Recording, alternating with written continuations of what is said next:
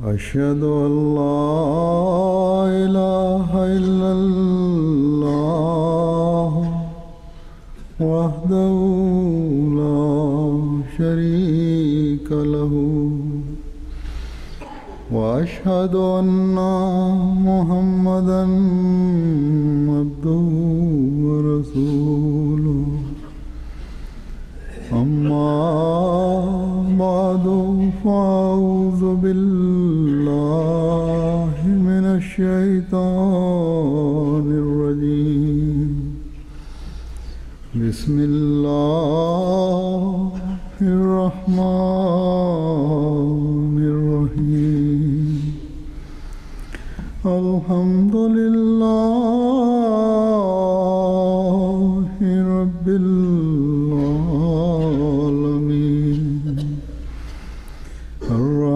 الرحمن الرحيم مالك يوم الدين إياك نعبد وإياك نستعين اهدنا الصراط المستقيم صراط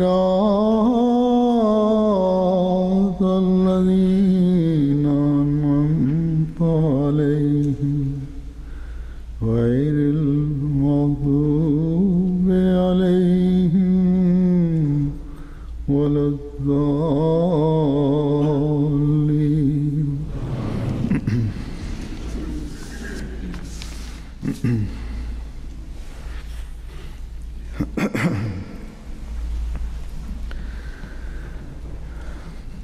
आज भी मैं कुरान करीम की Auch heute möchte ich आपके सामने रखूंगा। aus dem Heiligen Koran Gebete Ihnen vorlegen.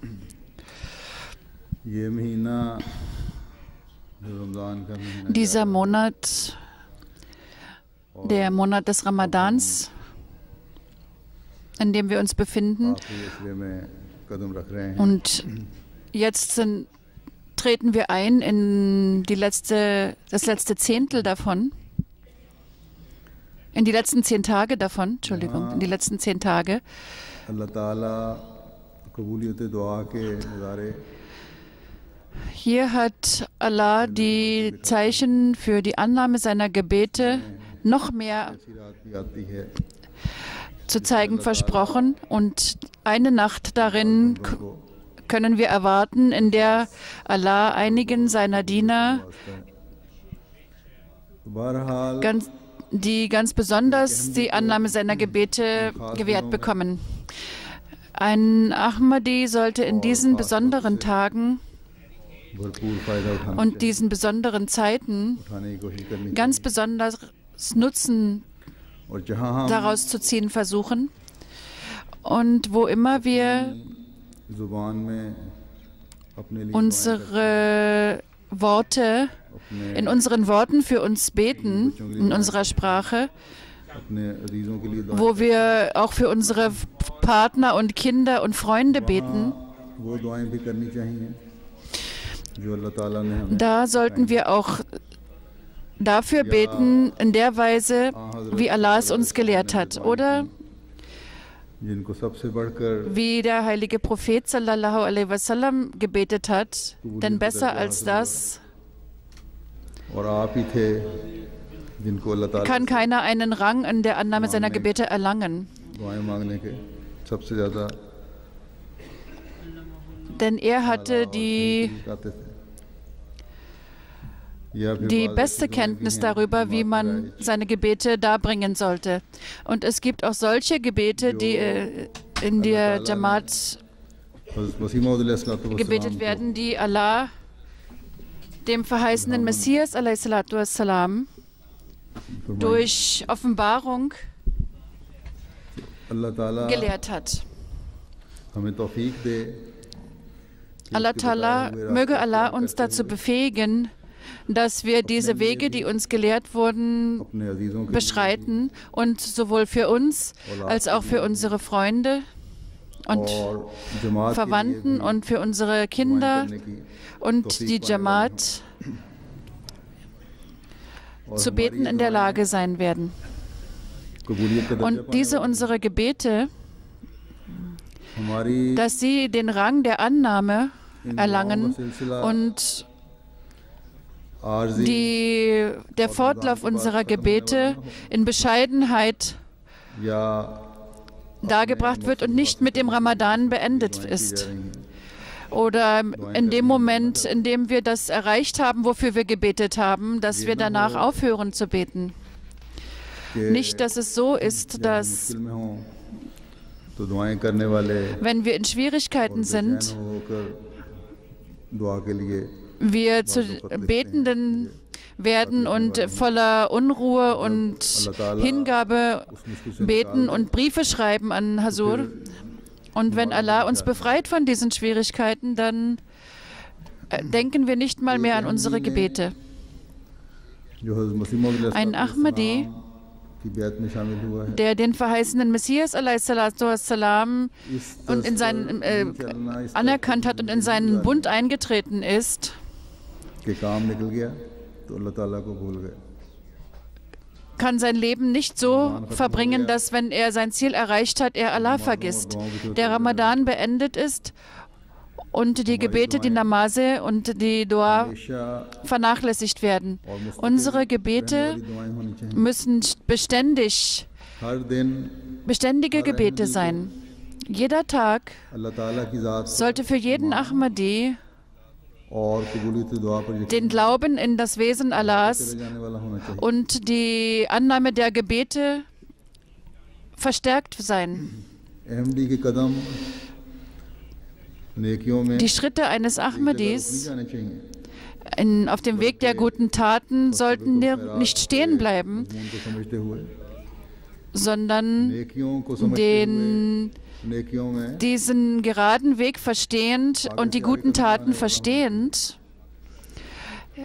immer weiter vorangeschritten werden darauf, auf diesem Weg.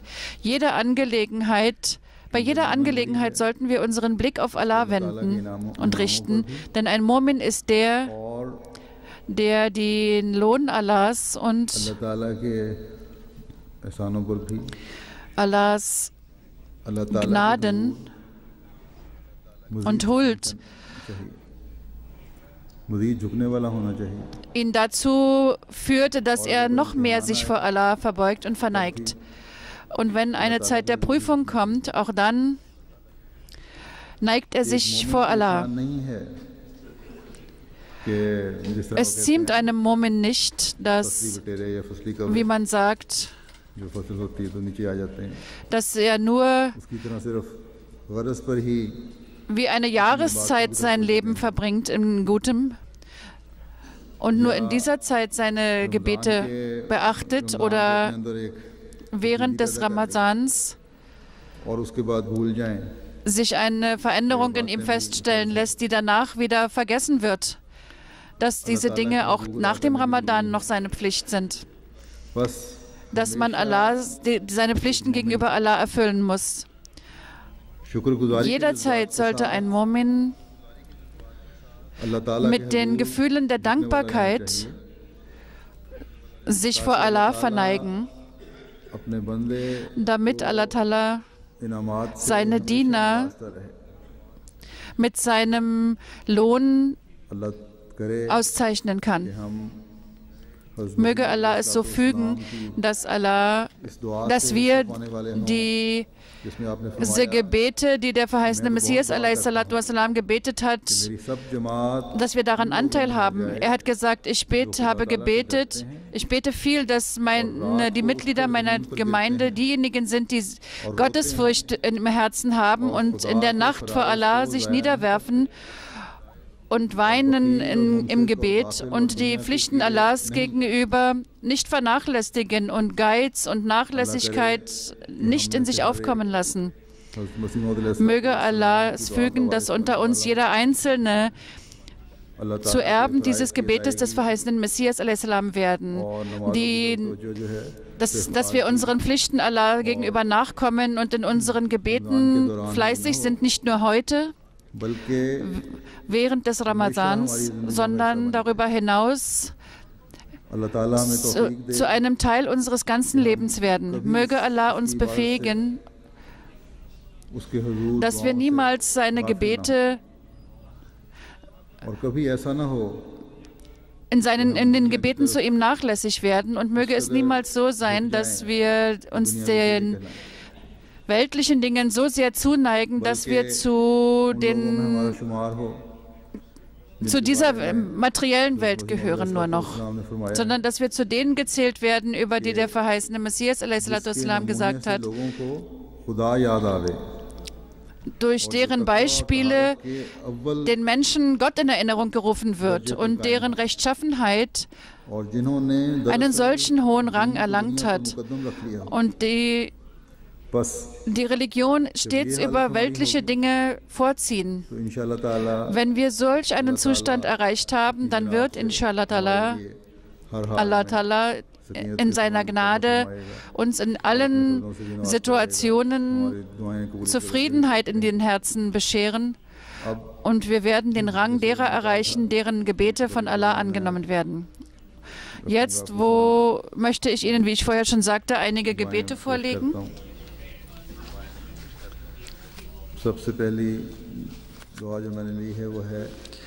Zuallererst ist das Gebet, um gute Taten vollbringen zu können und dazu befähigt zu sein und Gott dafür dankbar zu sein. Rabbi awzini an ashkura ni'matak allati an'amta alayya wa ala walidayya wa an a'mal ala walid tarzahu wa adkhilni bi rahmatika fi ibadika salihin.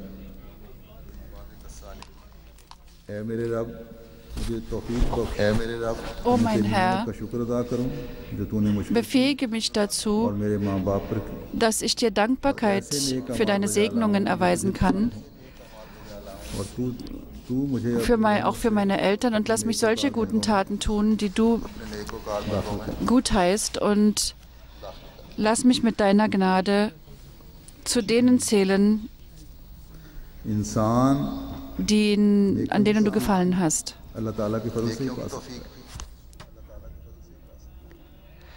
Der Mensch kann nur dann dazu befähigt sein, gute Taten zu tun, wenn Allah ihn dazu befähigt.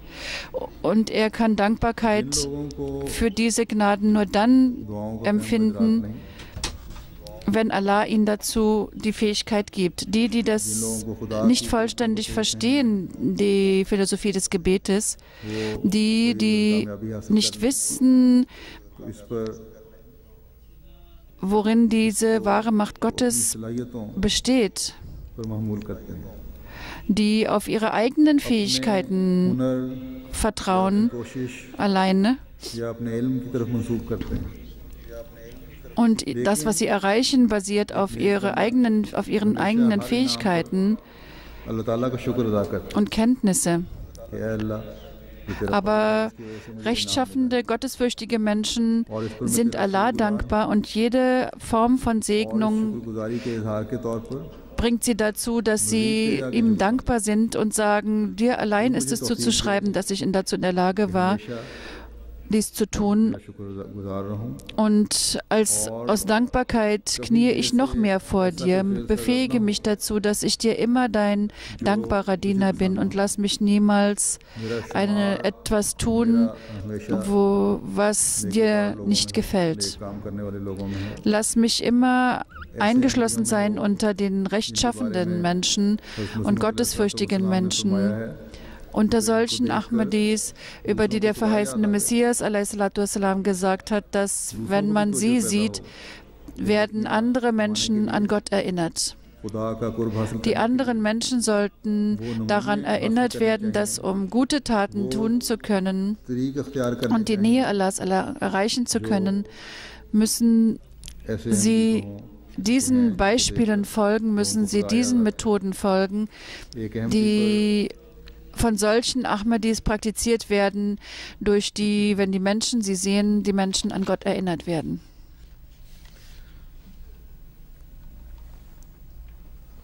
Allah Ta'ala ka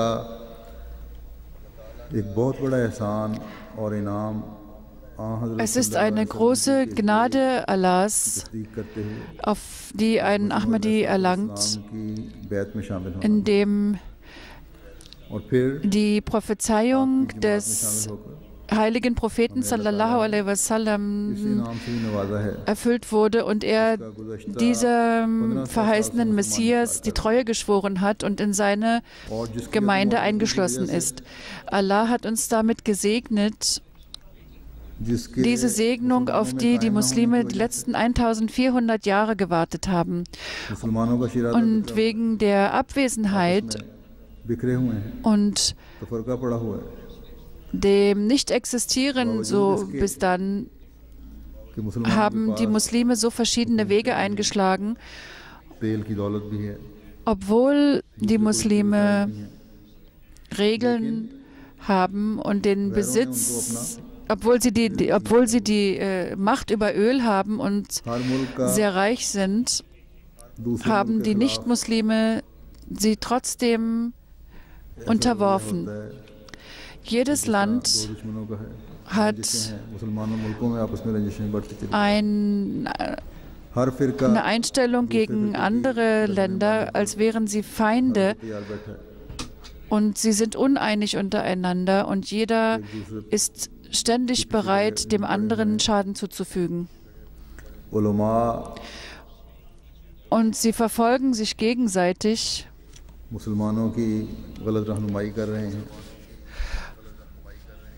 und geben sich falsche Ratschläge.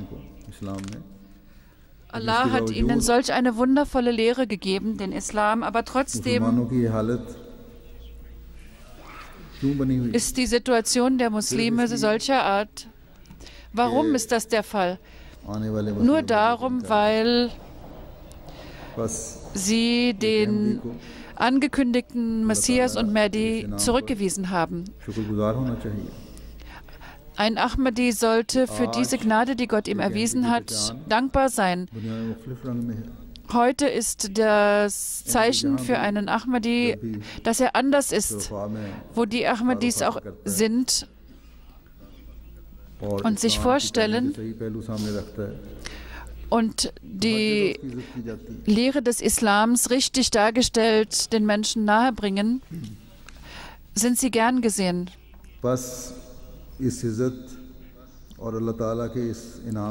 Diesen Respekt und dieses Geschenk Allahs, dafür sollten die Ahmadis dankbar sein.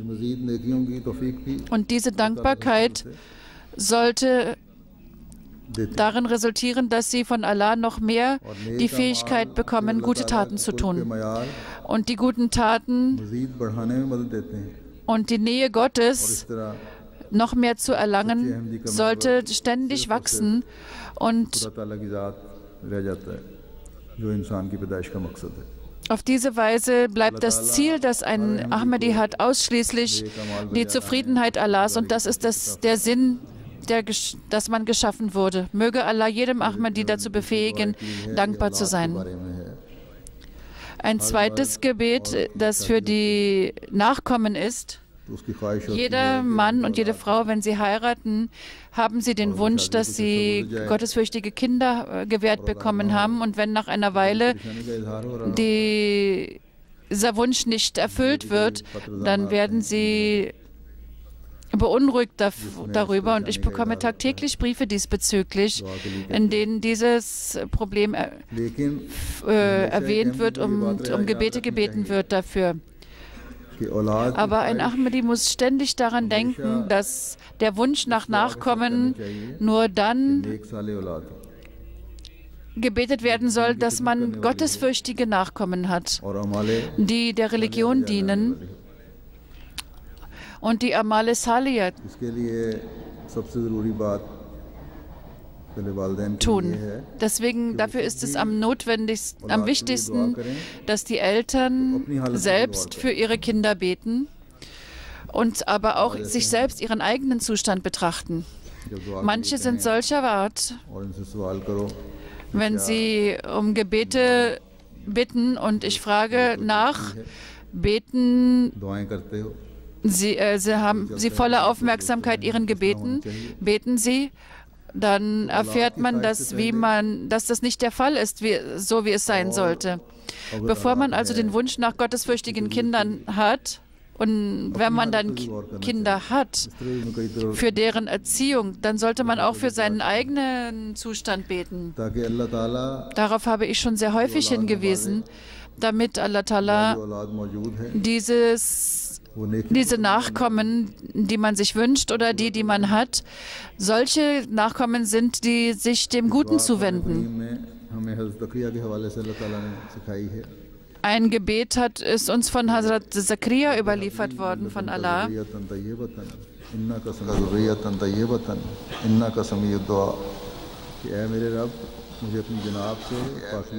O mein Herr, gewähre mir von dir aus reine Nachkommen. Du bist wahrlich derjenige, der die Gebete erhört. Gewähre mir solche Nachkommen, die auf deinen Wegen wandeln. Und wenn ein Mensch darum betet, dann wird er auch seinem eigenen Zustand Aufmerksamkeit zuwenden. Bin ich auf dem richtigen Weg? Entsprechend den Geboten Gottes? An einer anderen Stelle finden wir ein Gebet von Hazrat Abraham. Rabbi habli minal Salihin. O mein Herr, lasse mir Nachkommen unter den Salihin werden.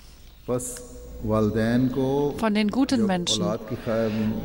Die Eltern, wenn sie den Wunsch nach Kindern haben, dann sollten sie diesen Wunsch immer damit verbinden, gottesfürchtige Kinder zu haben und dass die Erziehung ihrer Kinder entsprechend ist. Und so wie ich schon sagte, dass man für die Erziehung der Kinder zuallererst einmal sein eigenes Beispiel betrachten muss.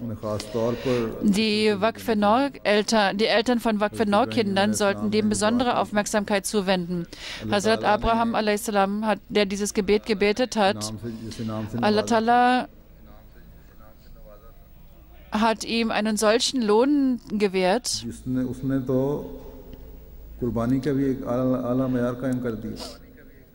indem er auch ein höchstes Beispiel für die Opferbereitschaft gesetzt hat. Die Eltern, die ihre Kinder im Waqf-e-Nor widmen, auch sie sollten insbesondere und auch jeder andere Ahmadi für seine Kinder beten, damit Allah Ta'ala ihre Gebete annimmt und ihnen solche Nachkommen schenkt, die wirklich Khadem-e-Din, Diener der Religion sind. Solche Nachkommen, die die Wege der Dankbarkeit zu Gott suchen und unter den Salihin, den guten Menschen, gezählt werden. Die Erziehung der Kinder, darauf hat auch ein Gebet des verheißenen Messias hingewiesen, in dem er sagt,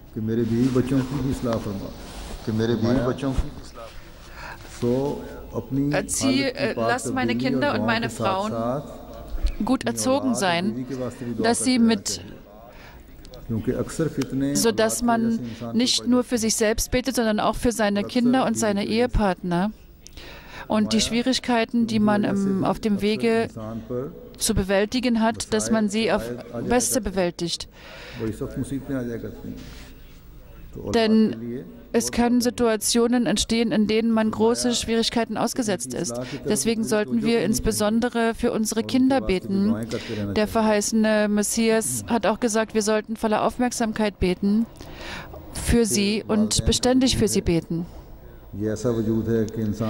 Dann haben wir die Eltern. Sie haben uns so viel Gutes getan, dass wir das niemals zurückzahlen könnten. Und was immer sie uns zuwenden, ob sie mit uns streng sind oder nachgiebig. Wir müssen sie immer mit Nachsicht und Liebe behandeln. Auch wenn uns etwas nicht gefällt, was sie sagen, sollten wir nicht einmal Uff sagen. Mit Geduld sollten wir alles hinnehmen und sie mit Freundlichkeit und Liebe behandeln. Denn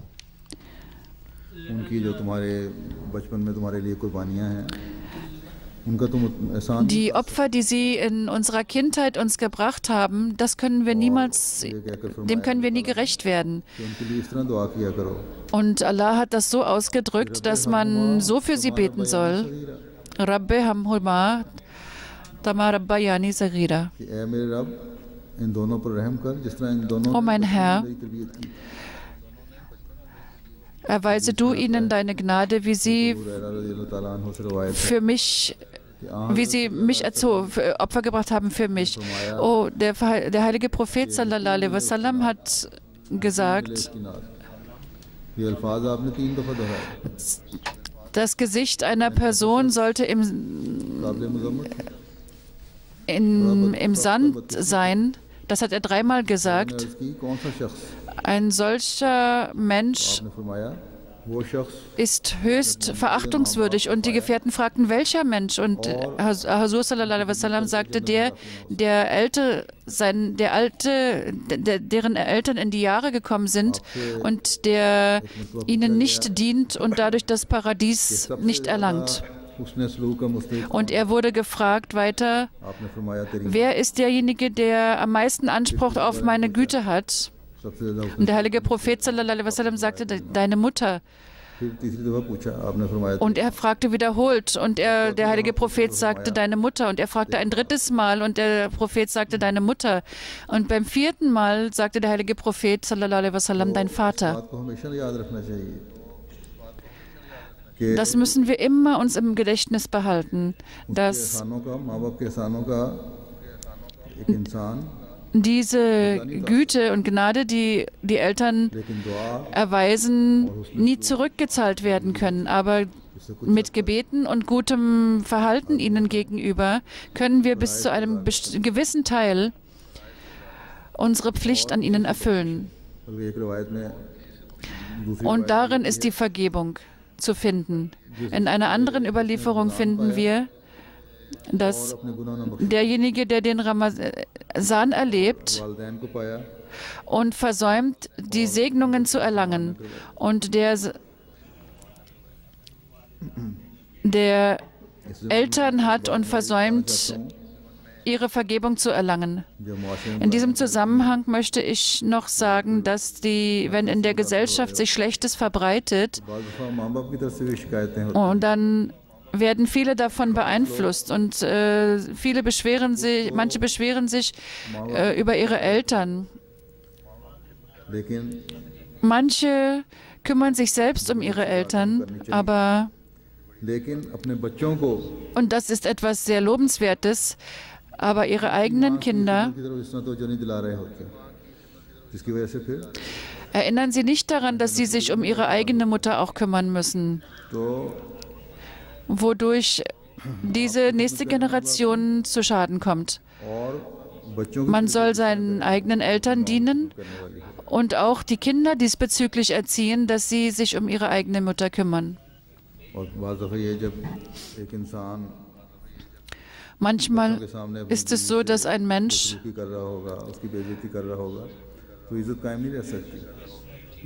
vor den Augen seiner Kinder seine Frau schlecht behandelt, dass das einen großen Schaden hervorruft. Man soll seine Frau mit Respekt behandeln, damit auch seine Kinder dann ihre Mütter respektieren und gut behandeln.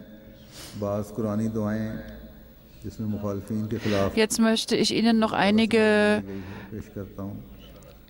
Korangebete vorlegen, in denen Sie Allahs Hilfe gegen Ihre Feinde erflehen.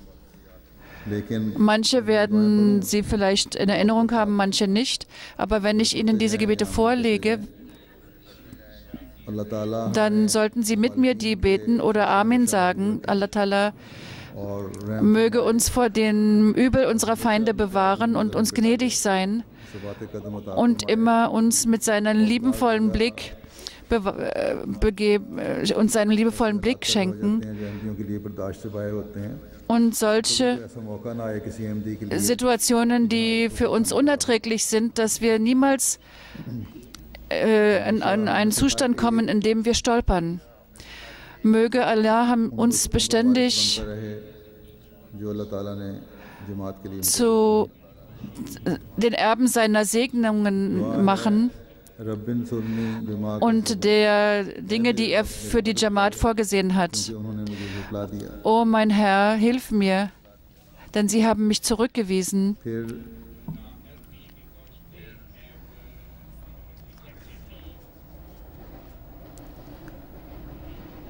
رب ابن لي عندك بيتا في الجنة ونجني من فرعون وعمله ونجني من القوم الظالمين اے میرے رب میرے لیے اپنے حضور جنت میں اور مجھے فرعون سے اور اس کے عمل سے بچا لے. O mein Herr, اور مجھے ان mache mir ein Haus im Paradies und bewahre mich vor dem Übel und befreie mich auch von den schlechten Menschen. Das war ein Gebet, das die Frau von Pharao gebetet hat.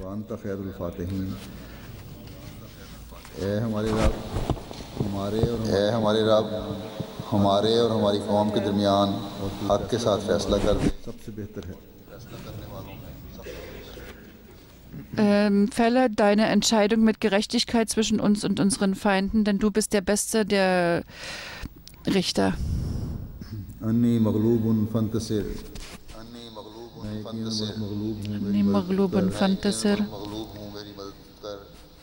O Allah, ich bin völlig hilflos. Hilf mir, ich bin überwältigt.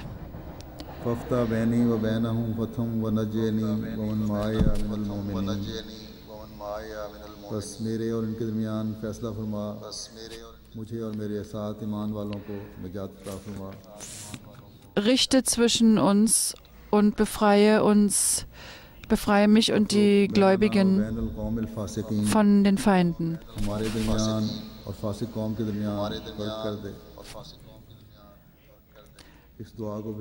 Mache einen Unterschied zwischen uns und den Ungerechten.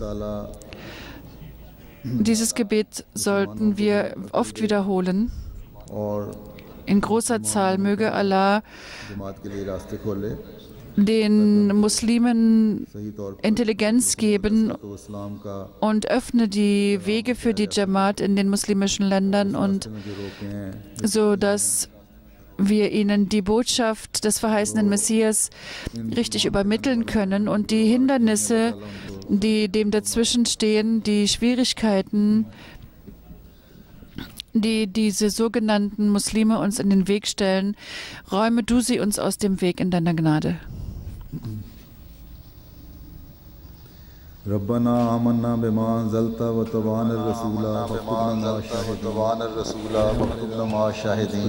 اے ہمارے رب ہم اس پر ایمان لے آئے. O unser Herr, wir haben daran geglaubt, was du uns offenbart hast, und wir folgen deinem Gesandten. Darum schreibe du uns ein unter denen, die die Wahrheit bezeugen. Und dieses Gebet ist dafür, dass wir standhaft bleiben.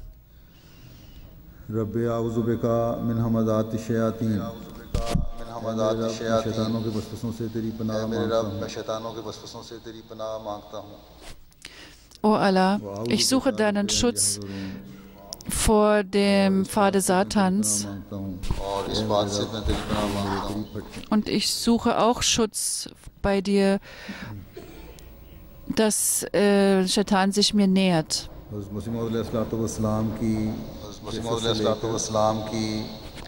Der verheißene Messias a.s.w.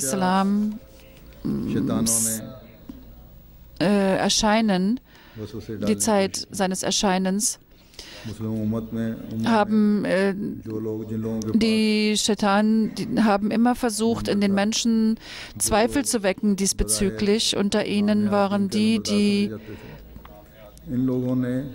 die Macht hatten über die Rede und Ansprache. Sie waren sehr aktiv und haben eine große Rolle gespielt dabei, die Menschen in die Irre zu führen und haben Mauern gebaut zwischen ihnen und dem verheißenen Messias a.s. Diejenigen, die hier die Rolle des Satans übernehmen, wir sollten auch vor ihnen den Schutz bei Allah suchen. Einige Gebete vom heiligen Propheten sallallahu alaihi wasallam sind jetzt, die ich Ihnen zur Erinnerung bringen möchte. Hazrat Abu Durda bin Abdullah überliefert, dass mein Vater hat mir erzählt, dass der heilige Prophet sallallahu alaihi wasallam sagte, wenn er für seine Anhänger fürchtete, betete er in diesen Worten: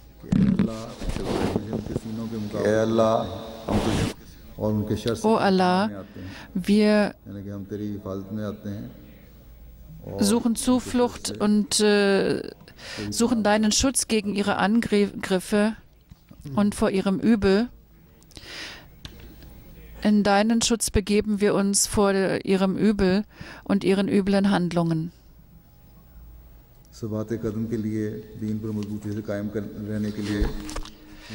Für die Standhaftigkeit in unseren Schritten hat der heilige Prophet sallallahu alaihi wasallam gebetet. Dies ist überliefert.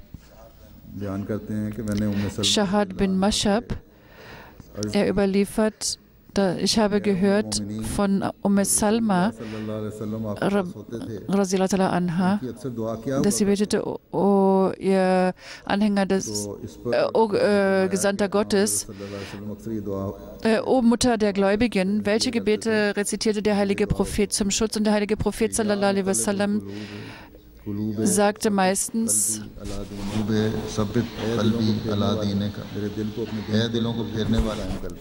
O du, der die Macht hat, die Herzen zu wenden, etabliere mein Herz in deinem Glauben fest. Hazrat Abu Umama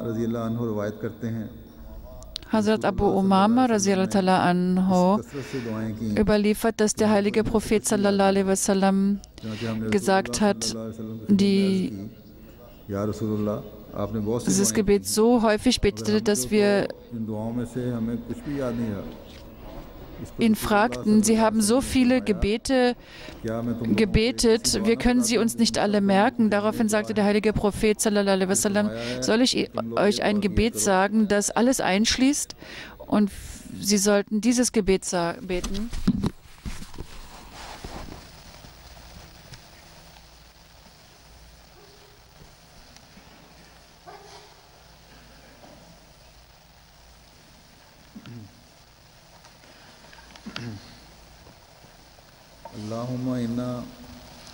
اللهم إنا نسألك من خير ما سألك منه نبيك محمد ونعوذ بك من شر ما استعاذ منه نبيك محمد وأنت المستعان وعليك البلاغ ولا حول ولا قوة إلا بالله.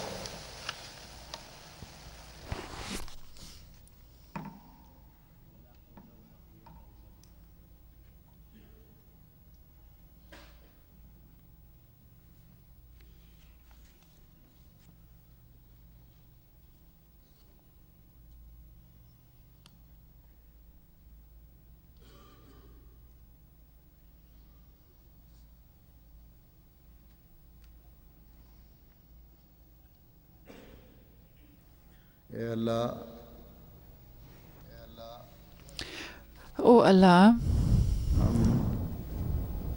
wir suchen das Gute von dir, für das dein Prophet zu dir betete.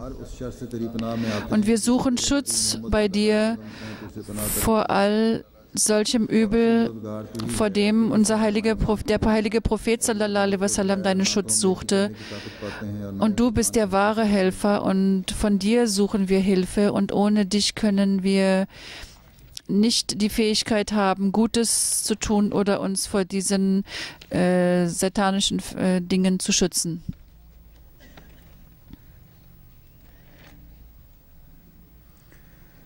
फिर अबू हानी बताते हैं कि उन्होंने अब्दुर्रहमान हुबली से सुना और Abu Hani überliefert, वो दोनों कहते थे कि उन्होंने das habe ich von anderen Gefährten gehört.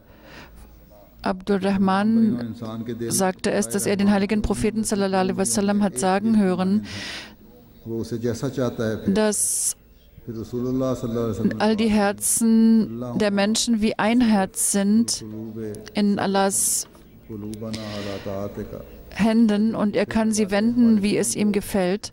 अपनी इताअत में फेर दे इताअत अल्लाह ताला की इताअत भी है Und और अल्लाह ताला das Gebet, O Allah, wende unsere Herzen निज़ाम है उसकी इताअत भी है zur Hingabe dir gegenüber. खास लिए दुआएं करते रहना चाहिए Und lass uns deinen Geboten gegenüber unterwerfen und den Gesetzen und dem System, das du geschaffen hast.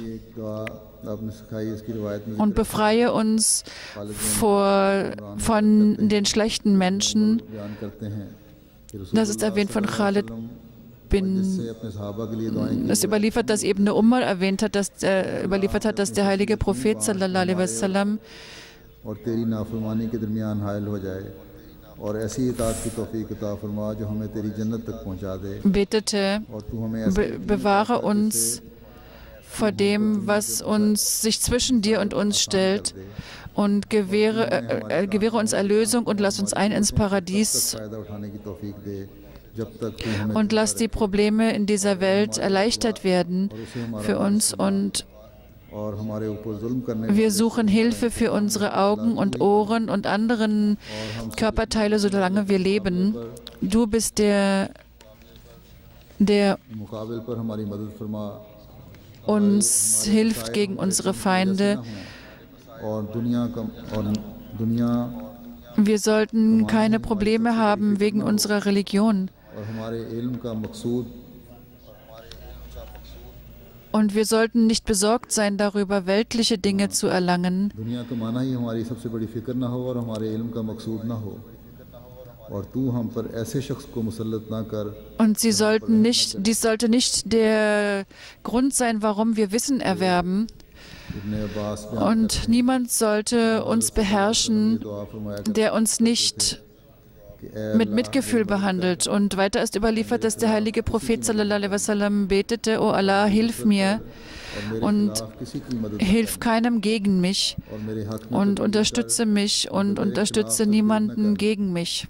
और मुझे हिदायत दे और हिदायत को मेरे लिए आसान बना दे और मुझ पर ज्यादती करने वाले के खिलाफ मेरी मदद कर Und plane für mich und nicht gegen mich und gewähre mir Führung und mach es für mich einfach und hilf mir gegen diejenigen, die sich vergehen und hilf mir, dass ich dir dankbar bin und deiner gedenke ऐ अल्लाह und auch vor dir mich zu verneigen und mich dir zu unterwerfen und mein Herz dir sich zuwenden und lass mich bereuen und और मेरे दिल को befreie mich von meinen Sünden und nimm meine Gebete an und gib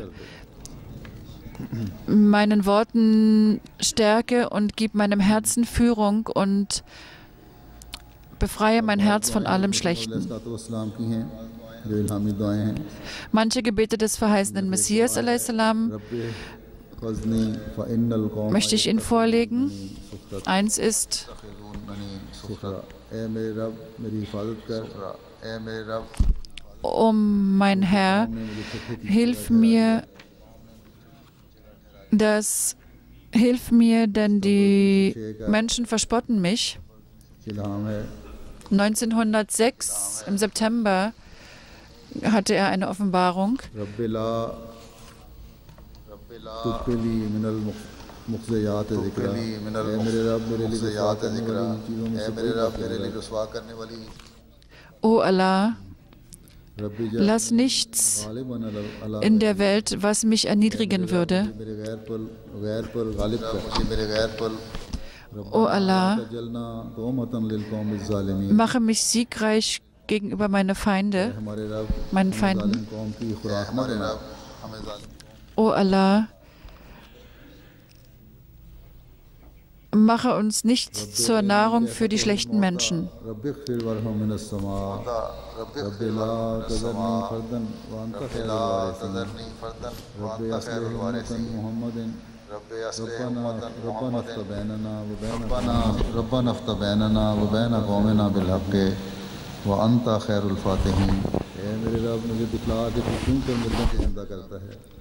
O mein Herr, zeige mir, wie du das Tote zum Leben erweckst, o Allah.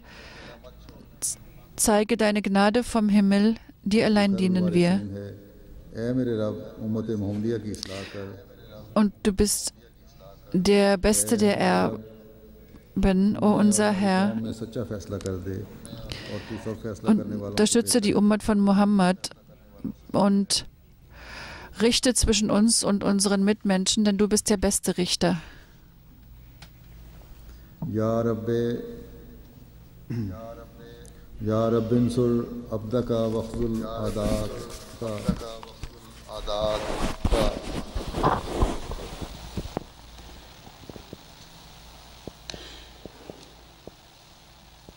istajibni ya Rabbi, istajibni ya Rabbi, istajibni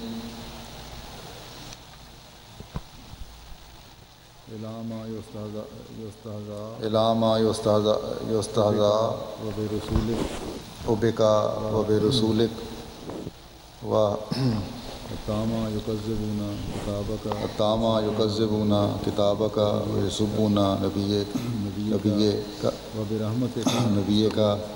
وبرحمتك أستغيث يا حي يا قيوم يا معين اے میرے رب. O mein Herr, hilf deinem Diener und erniedrige seine Feinde, o Allah. Erhöre mein Gebet und nimm es an. Wie lange werden sie über dich spotten und deinen Gesandten?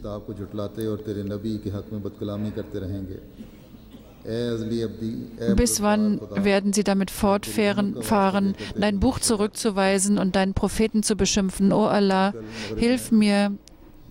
Ich suche deine Hilfe, indem ich auf deine Gnade vertraue. Die Feinde sind heutzutage immer etwas, dass sie Schlechtes sprechen über den heiligen Propheten sallallahu alaihi wasallam oder gegen den heiligen Koran oder gegen den Islam. Darum beten wir insbesondere, dass Allah ihnen Intelligenz gibt und uns vor ihren üblen Plänen bewahrt. Eine weitere Offenbarung ist,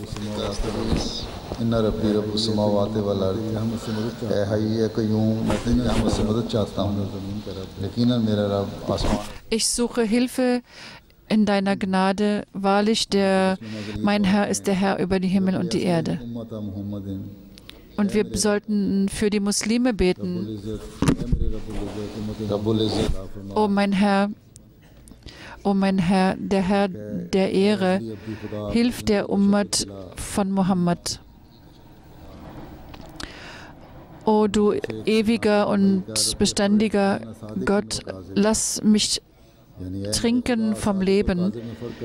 Rabdev. O mein Herr, mache einen Unterschied zwischen dem Wahren und dem Falschen.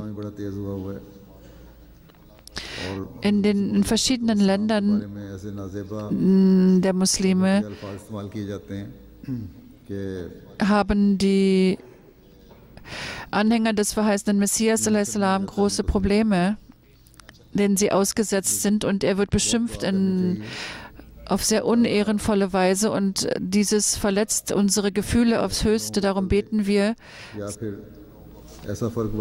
dass entweder Allah ihnen Verständnis gibt oder den Unterschied deutlich macht und sie ihrem Ende zuführt, das für andere deutlich wird. Hazrat Masih Maud a.s. sagt diesbezüglich: O unser Herr, vergib unsere Sünden und befreie uns von Prüfungen und Schwierigkeiten und befreie unsere Herzen von aller Trauer und hilf uns in unserer Aufgabe, dass wir, wo immer wir sind, sei mit uns und halte uns unter deinen Augen und befreie uns von unserer Sorge und gewähre uns Frieden, denn wir haben auf dich vertraut und haben all unsere Angelegenheiten in deine Hände gegeben, denn du bist unser Herr in dieser Welt und auch im Jenseits.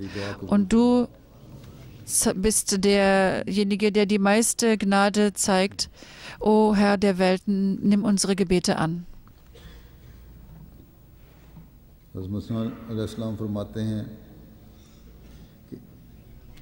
Der verheißene Messias a.s. sagt: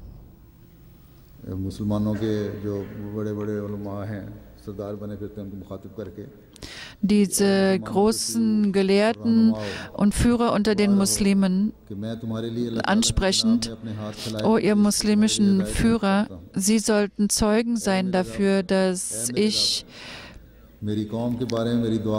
für euch Führung suche bei Allah. O mein Herr, o mein Gott, akzeptiere meine Gebete für meine Brüder und für meine Nation. Ich wende mich dir zu und dem heiligen Propheten, dem Khatamul Nabiyyin, und ich unterwerfe mich dir durch ihn, o mein Herr.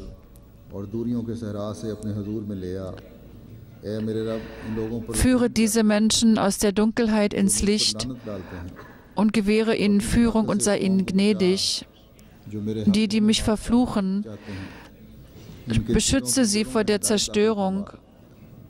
Wer meine Hände abschneiden will, gewähre ihnen Führung und sei nachsichtig mit ihren Fehlern und vergebe ihnen ihre Sünden und gib ihnen Augen, damit sie sehen können, und Ohren, mit denen sie hören können, und Herzen, mit denen sie verstehen können, und gewähre ihnen Licht. Habe Gnade mit ihnen, was immer sie mich beschimpfen, vergib ihnen, denn sie sind Menschen, die nicht verstehen. O Allah, Mustafa und die Gläubigen, die in der Dunkelheit stehen und beten, und diese Mujahedin, die in die Schlacht gehen, mache den Unterschied deutlich, öffne ihnen die Augen und erleuchte ihre Herzen. Lass sie verstehen, was du willst, dass sie es verstehen, und gib ihnen das Wissen über den Pfad der Rechtschaffenheit und vergib ihnen. Unsere letzten Worte sind: aller Preis gebührt Allah, dem Herrn der Himmel und Welten.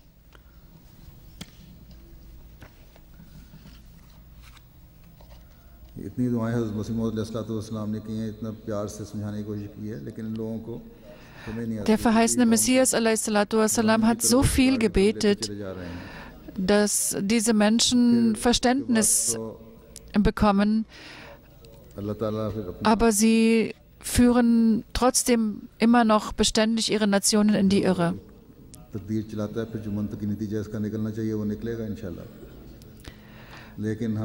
Allah zeigt ihnen dann das Schicksal, das ihnen zusteht, und trotzdem sollten wir aber beten, dass Allah ihre Reform bestimmt hat und sie beschützt vor weiterem Übel, damit diese Menschen gerettet werden können, weiter in die Irre zu gehen. diese Menschen, die ihre Führer sind, die diese Irreführung unter ihren Völkern verursacht haben, möge Allah sie auf den rechten Weg leiten. Und der verheißene Messias a.s.w. hat uns immer hingewiesen auf die Bedeutung der Gebete und die Macht von Gebeten.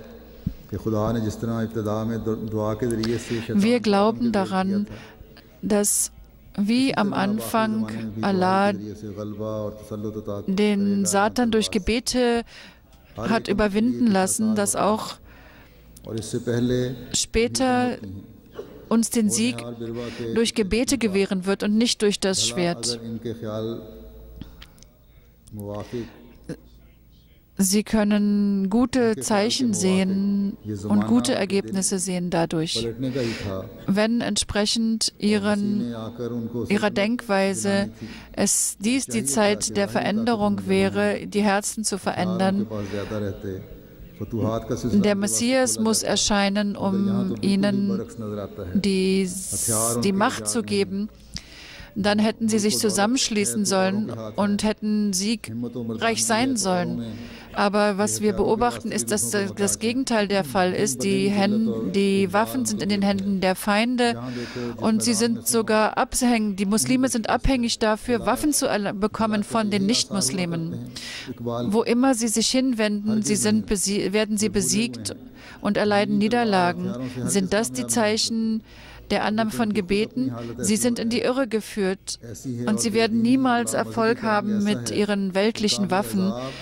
Ihre eigene Situation ist solcher Art, dass sie so unreligiös sind, dass sie wirklich die Strafe Gottes verdienen und den Zorn Gottes auf sich ziehen.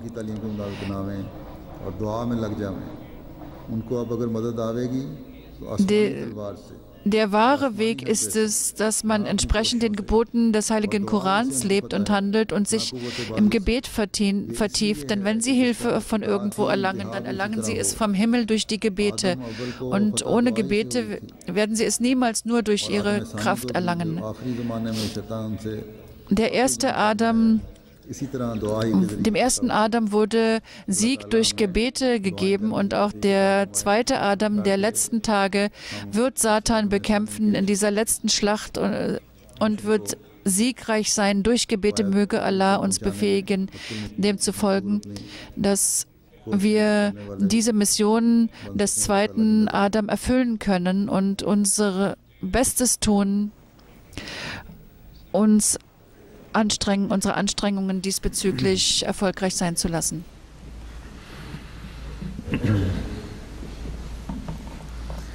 Alhamdulillah, nahmaduhu wa nasta'inuhu wa nastaghfiruh wa nu'minu bihi wa natawakkalu alayhi.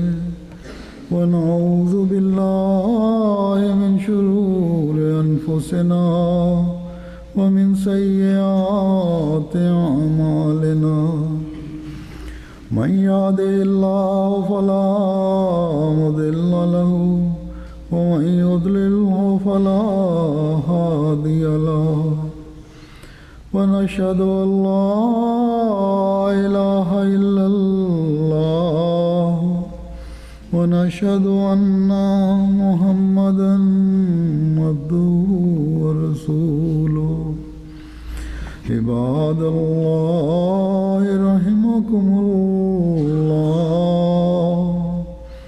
إن الله يأمر بالعدل والإحسان وإيتاء ذي القربى وينهى عن الفحشاء والمنكر والبغي يعظكم لعلكم تذكرون اذكروا الله يذكركم وادعوه يستجب لكم ولذكر الله